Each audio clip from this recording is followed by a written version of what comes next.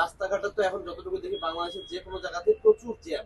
জি। এই অবস্থায় গাড়ি চালায় আপনারা তো মানুষ, একটা মানুষের কি কন্ডিশন এই জ্যামের মধ্যে? কারণ যাত্রীরা তো ঘুমায়, আপনি তো আর ঘুমান না। একে তো আপনার প্রশ্ন হলো যে জ্যাম জট আমাদের কারো ধৈর্য নাই এক। দ্বিতীয়ত কথা হলো আপনার যে জ্যাম জটটা বাজে, সেই ক্ষেত্রে কেউ কখনো চায় না যে কাউকে স্যাক্রিফাইস করতে। আমরা কখনো একটা গাড়ি থেকে আরেকটা গাড়ির ডিস্টেন্স রাখি না, কোনো ফাঁকা স্থান পাইলে সেখানে আমরা গাড়ি করি, গাড়ি তেরা করে রাখি, নির্দিষ্ট লাইনে গাড়ি চালাই না, যার কারণে জ্যাম জট গুলা বাজে।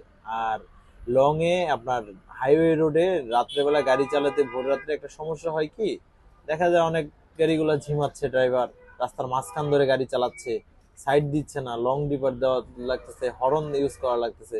অ্যাকচুয়ালি রাত্রের বেলা আপনার হর্ন ইউজ করা হয় না, তারপরে ওদের কারণে হর্ন ইউজ করা লাগে। এখন বর্তমানে এই প্রেক্ষাপটটা দাঁড়াইছে আর কি। এমনিতে রানিং এই যে অনেক মানুষ, আমরা তো মানুষ, জি আসলে হোটেল বিরতির পরে অ্যাক্সিডেন্ট গুলো বেশি হয়। কারণ কি, হোটেলের বিরতির সময় মানুষ খাওয়া দাওয়া করে, খাওয়ার জি পরে আসলে পেট ভরলে আসলে ঘুম আসে আমাদের বাঙালির। জি জি। তো এই ঘুম কাটানোর জন্য কোনো পরামর্শ আছে আপনার, যারা ড্রাইভার তাদের জন্য? হ্যাঁ, অবশ্যই আছে।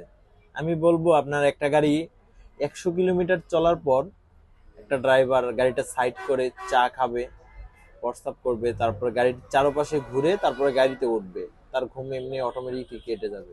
এটা সায়েন্সের কথা।